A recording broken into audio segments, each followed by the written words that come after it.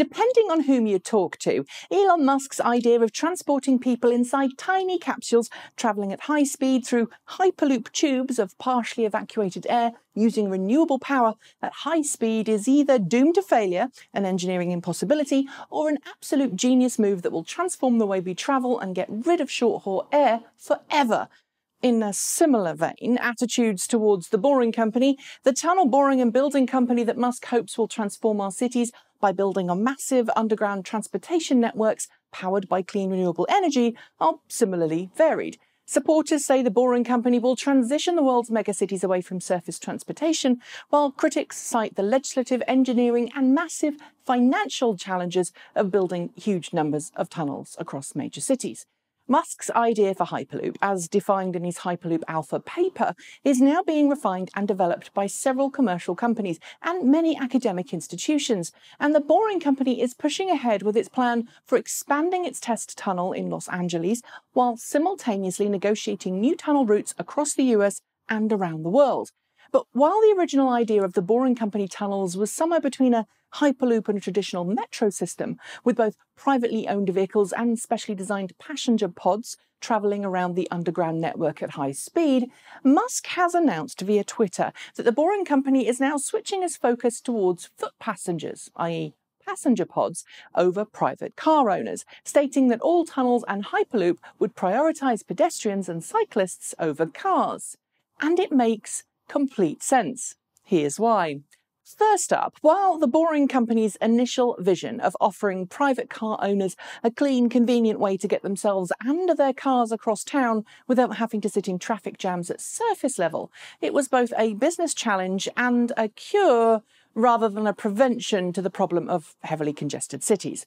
On paper, the engineering isn't so bad. You drive up to a specialised parking bay, which has a dedicated car-carrying cradle atop a heavy-duty lift.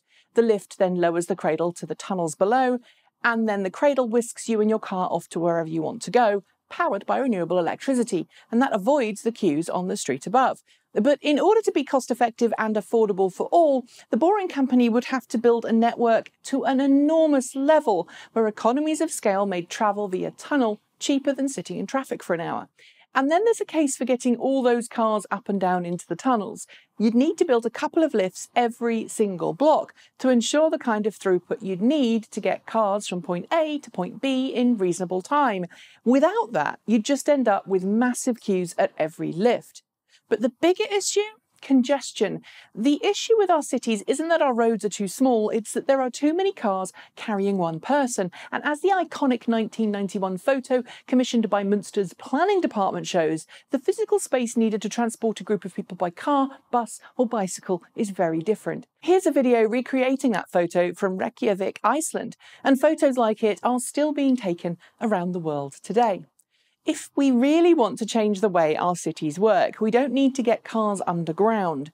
We need to get rid of cars completely. Clarifying his announcement, Musk has said that while the Boring Company will still transport cars, it will only do so after personalised mass transit needs have been met, adding that it's a matter of courtesy and fairness. If someone can't afford a car, they should go first. And that's a commendable move and should certainly help ensure people can travel more easily across cities without needing a car. And since, rather than have subway-style stations, Musk's Boring Company vision is to have a far higher number of small footprint stations around a city, it should be more appealing than today's underground metro systems.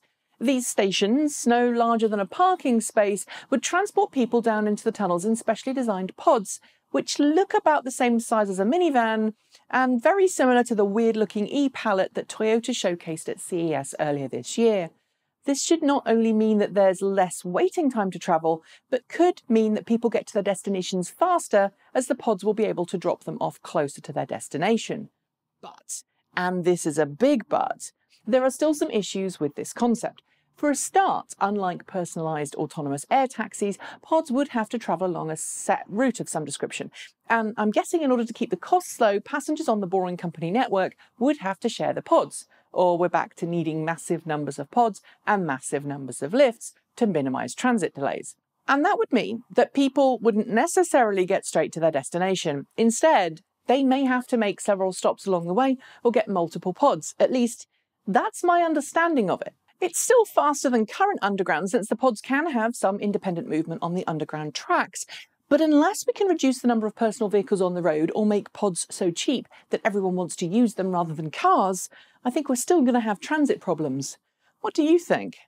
That's it. As always, hit the notification bell to hear the moment a new show is uploaded. Don't forget to like, comment and subscribe to this channel.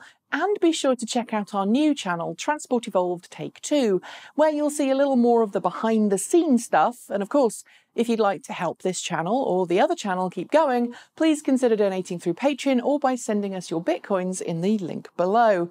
Thanks for watching, and until next time, keep evolving!